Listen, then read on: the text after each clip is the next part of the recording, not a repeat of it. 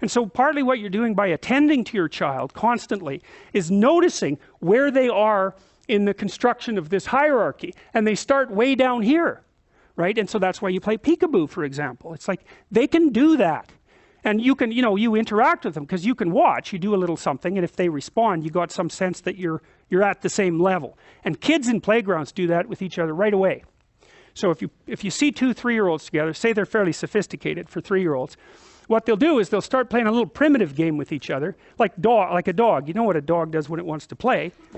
It kind of goes like that, and that's what kids do, and that's what adults do too. It's a play invitation. It's like, I'm ready, but you're smiling. It's not like I'm ready. And so you can tell the difference between a play, fight, and play, and kids can too. So it's an invitation to play. And so if you're interacting with your little kid, they got that play circuit, man. That thing's in there like when they're from birth, I think, because you can play with a kid right from birth, at least something like peekaboo. And so you're on the same wavelength fundamentally. And then you interact with them and you see if they're following what you're doing. It's what I'm doing when I'm lecturing, more or less. I'm watching you guys and seeing if we're more or less in the same shared space. And we want the space to be expanding. Because if it's just staying the same, well, you might as well play whatever you play on your computer.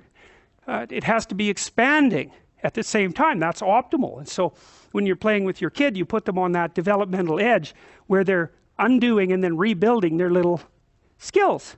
You can do that. Like, I had this memory from when I was a little kid a while back, and I remembered I used to go over to these people's house with my father and my mom, and it was way up in northern Alberta, and these people were Russian immigrants, children of Russian immigrants, and they had a farmhouse way out in the country, way out, by the way, where the railroad actually ended. If you walked north from there, you'd walk until you hit like southern Europe without running into another person. It was way the hell out in the middle of nowhere. And anyways, they had a nice house, like a warm house. They had 3 kids and they were way older than me, but it was a real fun, comfortable place to go. And I used to sit in the living room with my father and his friend, whose name was Nick, and Nick was a really playful guy. I really liked him. He was like my surrogate grandfather. And I don't think I was more than about 3. I'd sit there and I'd try to hit his foot with my fist. And he would be talking to my dad, and my dad would say, "Jordan, don't bother Nick." And Nick would say, "Well, he's not really bothering me." And because Dad was checking it out to see if I was an annoying twerp or if I was a fun kid, because it's a fine line. And so I'd try to hit his foot and he would move it. And I had this memory a while back and I thought, wow, that was a good memory. And I thought, what is going on there exactly? And I realized, well, he was sharpening me up. It's like I was aiming at something. You're aiming at something. You're pointing your eyes at it. You're pointing your whole damn soul at it. You're aiming at something. And you're trying to get your behaviors and your conceptions in line and organized so that you can attain that aim. That's what people do. We throw rocks at things. We fire arrows at things. We shoot guns at things. We aim at things. Our whole body is that platform for aiming. And I was trying to aim at his feet, and he'd move his feet, but he'd let me hit it now and then. And so let's say you're a rat, okay? Because, like I said, a rat's a good model for a person. Let's say you're a little rat, a juvenile male, and you want to play, because you want to play. And you'll work to play, and that's how we know you want to play if we're experimental psychologists, because you'll button push like mad to get access to an arena where you can wrestle with another little rat.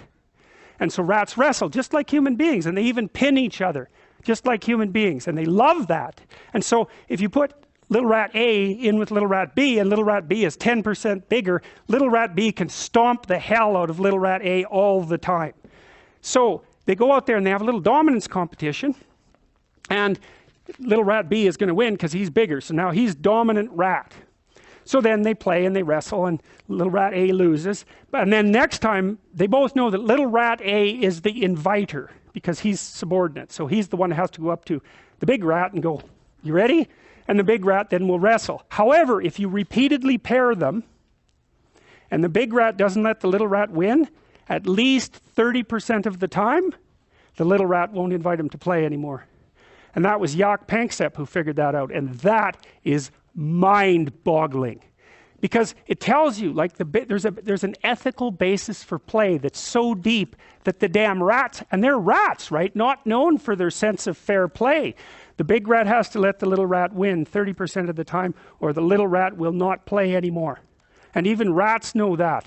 It's so profound, that discovery. Like, Panksepp discovered the play circuit in mammals. That's a big deal. That's like discovering a whole continent. Like, that's a big deal. He should have got a Nobel Prize for that. And to see that that's built in, that sense of fair play, that's mind-boggling, you know, because that's evidence for the biological instantiation of a complex morality. Fair play. Even if you can win, you shouldn't all the time. Well, so when I'm trying to hit Nick's feet with my hand, like, I'm really paying attention and he's moving it pretty well, but now and then I get to nail it and I'm feeling pretty good about that, you know. And he makes it a little bit more difficult all the time so that my aim gets better and better, and I'm building up my motor coordination, I'm building up my social skills, because I don't hit too hard and I don't cry when I miss, because that just makes you annoying to play with, right? So I'm learning really complicated things about how to go about finessing my aim, and that's what you're doing with your kids. And what are they aiming at? Well, they aim higher and higher. So when my son was about 2.5, we had him start setting the table. You don't say, you know, you want to take grandma's fine china and go set the table? It's like, no, you don't do that. You say, you know what a fork looks like? He goes, yeah. See, do you know where the forks are? Well, that doesn't work because the drawer's way up here, right? So you have to hand him a fork. You say, look, take this fork and go put it on the table. And he's like this high, you know, so he goes over to the table and he puts the fork up here. Can't even see what he's doing. He puts the fork up there, and then, you know, he's reasonably happy with that. And you give him a pat, and then you go and give him a really sharp knife. No, you don't do that. You don't do that. You give him a spoon and you say, well, go put the spoon beside the fork. And you don't say, look, you stupid kid, you got to leave enough space between the fork and the spoon so the plate can fit there. Don't you know anything? You're stupid. It's like, well, that's right up here, right? You're a bad kid. No, that's bad. You don't do that. You go down here and you say, well, good micro routine adaptation there, chum. Let's try it again. You know, and you build that up, and and you can't extend the kid past its point, his point, or her point of exhaustion, because it's got to be a game. And a 2-year-old can probably only do that for, you can watch them, and some are more persistent than others, but 10 minutes, 15 minutes, you're pushing your luck. You can take a 2-year-old to a restaurant for about 40 minutes and expect them to sit and behave. But after that, you know, the will exhausts them.